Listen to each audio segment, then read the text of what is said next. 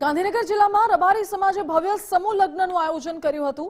આ વર્ષે 5મા સમૂહ લગ્નોત્સવના ભાગરૂપે ગાંધીનગર જિલ્લાના ટીટોડા ગામમાં 51 જોડાના લગ્ન એક સાથે સંપન્ન થયા। આ કાર્યક્રમમાં લાઈવ મ્યુઝિક, ગુજરાતી સંસ્કૃતિનું પ્રતીક એવું લાઈવ ગરબા તેમજ પરંપરાગત વિધિઓ સાથે 51 મંડપ બનાવવામાં આવ્યા હતા। સમાજના આ 51 નવયુગલોએ શાસ્ત્રોક્ત રીતે સપ્તપદીના 7 ફેરા લીધા અને દાંપત્ય જીવનની શરૂઆત કરી। કાર્યક્રમમાં 30,000થી વધુ લોકોના જમણવારની વ્યવસ્થા કરવામાં આવી હતી, જેમાં ભારે ઉત્સાહ અને હર્ષોલ્લાસ જોવા મળ્યો। લગ્ન બાદ તમામ કન્યાઓની કરિયાવરમાં ઘરઘંટી, વાસણો સહિતની જરૂરી વસ્તુઓ આપવામાં આવી। ગોરસ રબારી સમાજે આ સમૂહ લગ્ન દ્વારા અનોખું ઉદાહરણ પૂરું પાડ્યું છે।